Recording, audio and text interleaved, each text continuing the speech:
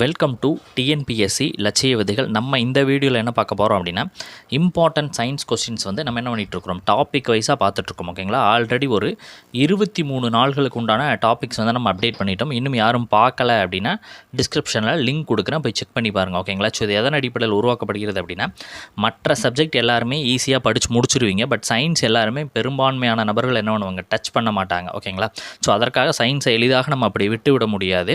So ஏன் அப்படின்னா 10 வினாக்கள் என்பது சயின்ஸ்லேருந்து உங்களுக்கு கண்டிப்பாக கேட்பாங்க. ஓகேங்களா, ஸோ அப்போ சயின்ஸை முழுமையாக படிக்க முடியுமா சார் அப்படின்னா கிடையாது.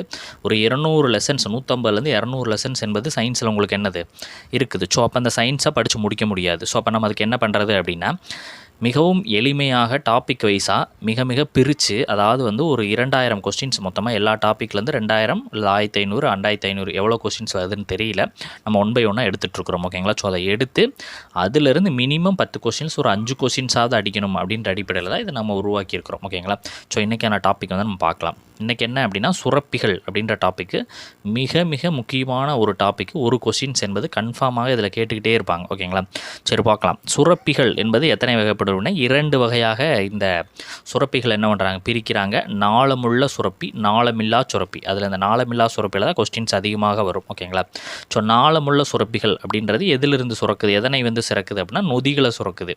அதுவே நாளமில்லா சுரப்பிகள் என்பது ஹார்மோன்களை சுரக்கிறது. இந்த நாளமில்லா சுரப்பிகள் அப்படின்னு எதை நம்ம சொல்கிறோம் அப்படின்னா, பிட்யூட்ரி, தைராய்டு, கணையம், அட்ரீனல், விந்தகம், அண்டச்சுரப்பி பெண்ணுக்கானது, இந்த விந்தகம் என்பது ஆணுக்கானது. ஓகேங்களா, ஸோ மனிதர்களில் காணப்படக்கூடிய நாளமில்லா சுரப்பினுடைய பகுதிகள் இது. தலைப்பகுதி என்று எதெல்லாம் சொல்கிறோம் அப்படின்னா, பிட்யூட்ரியும் பிணிகளையும் சொல்கிறோம். கழுத்து பகுதி என்று தைராய்டு சுரப்பி, பாரா தைராய்டை சொல்கிறோம்.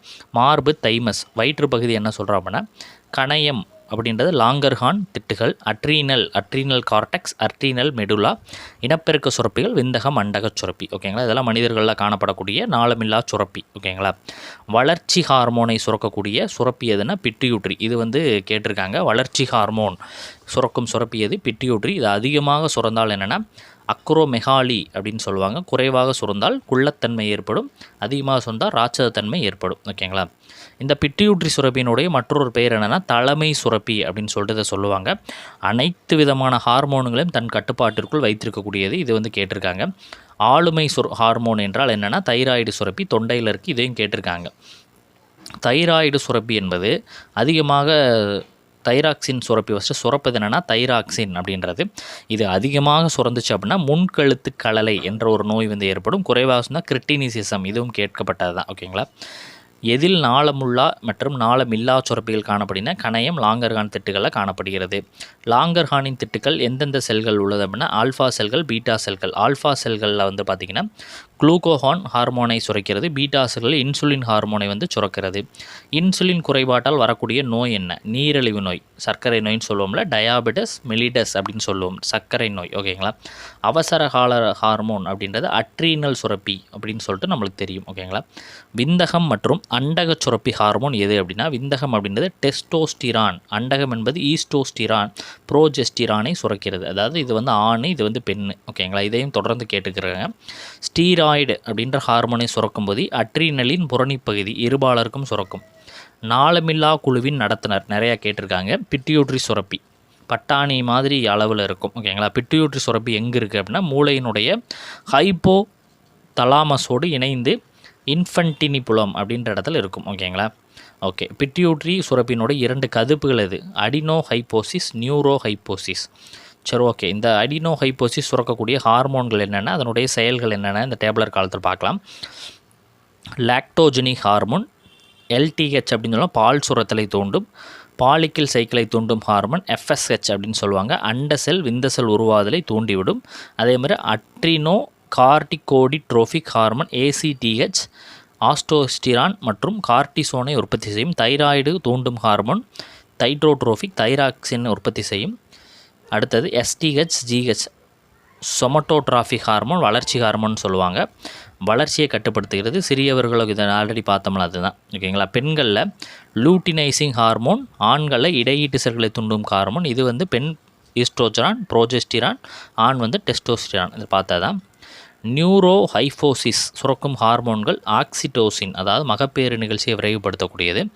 Vasopressin anti diuretic hormone ADH அடர்த்தியான சிறுநீர் உருவாக்க அழுத்தம் உயர்த்துதல். ஓகேங்களா. தைராய்டின் குறைபாட்டு நோய்கள் ஹைப்போதைராய்டிசம், அதாவது எளிய காய்டர் முன்கழுத்து கல்லளை அப்படின்னு சொல்லுவாங்க. மிக்சிடிமா பெரியவர்களுக்கு, கிரிட்டினிசம் என்பது சிறியவர்களுக்கு இந்த தைராய்டினுடைய குறைபாட்டு நோய்களால் வந்து தோன்றக்கூடியது. ஹைப்பர் தைராய்டிசம் அப்படின்றது எக்ஸோதால்மிக் காய்டர் மற்றும் கிரேவின் நோய்க்கு காரணமாகிறது. அவசரகால மற்றும் பறக்கும் அல்லது சண்டை அல்லது பயமுறுத்தும் ஹார்மோன் அப்படின்றது அட்ரீனலின். நாலுமே என்னது அட்ரீனலின், இது தொடர்ந்து கேட்டுகிட்டே இருப்பாங்க, பார்த்து வச்சுங்க. அட்ரீனலின் மெடுல்லா சுரக்கும் 2 ஹார்மோன்கள் எதுனா அட்ரீனலின் எபினெப்ரின் அப்படின்னு சொல்லுவாங்க. நார் அட்ரினலின் நார் எபினெப்ரின்.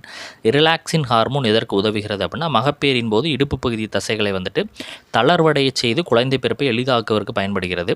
இந்த தைமஸ் சுரக்கக்கூடிய ஹார்மோன் எது அப்படின்னா தைமோசின் அப்படின்றது. இது டி லிம்போசைட்டுகள் வேறுபாடு அடைதலை தூண்டிவிடுகிறது. ஓகேங்களா. பீனியல் சுரப்பி என்பது மெலட்டோனின், இது நிறமிகளின் அடர்த்திக்கு வந்து காரணமாக இருக்குது. ஓகேங்களா. அடுத்த மருத்துவம் அப்படின்ற ஒரு சிறிய டாபிக் வந்து நம்ம பார்க்கலாம். சித்த மருத்துவருக்கு அடித்தளமிட்டவர் யார்? 18 சித்தர்கள். அகஸ்தியர் தான் இதில் முதல் சித்தராக இருக்கிறாரு. மனிதனினுடைய இயல்பான நாடி துடிப்பு எது? 72 முறை நிமிடத்திற்கு துடிக்கும். இதை கேட்டிருக்காங்க. சித்தர் என்றது எந்த சொல்லிலிருந்து ஒன்று? சித்தி அப்படின்னு சொல்ல. சித்தி அப்படின்னா பொருள் என்ன? முடிவற்ற பேரானந்தம். சித்த மருத்துவத்தின் தந்தையாக அகஸ்தியரை சொல்கிறாங்க, ஏன்னா அவர் தான் முதல் சித்தர் நம்ம பார்த்தோம். ஹோமியோபதி மருத்துவத்தை கண்டுபிடித்த சாமுவேல் ஹானிமன், இது எப்பயாவது கேட்பாங்க.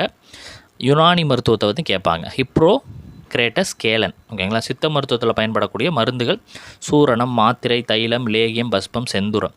மிக பழமையான சிகிச்சை முறை ஆயுர்வேத சிகிச்சை முறை. ஆயுர்வேதம் அப்படின்னா ஆயுர் அப்படின்னா உயிர், வேதம் அப்படின்னா அறிவியல். இதோட என்னது இன்றைக்கான டாபிக் வந்து நம்ம கம்ப்ளீட் பண்ணியிருக்கிறோம். ஓகேங்களா. ஸோ இதெல்லாம் ரொம்ப இம்பார்ட்டண்டான கொஸ்டின்ஸ். நீங்கள் சயின்ஸே தொடலை அப்படின்னா இதையாவது கட்டாயம் படிச்சுட்டு போங்க, உங்களுக்கு பயனுள்ளதாக இருக்கும். ஏன்னா ஒரு கொஸ்டின்ஸ் கூட உங்கள் லைஃப்பை வந்து சேஞ்ச் பண்ணலாம். ஓகேங்களா.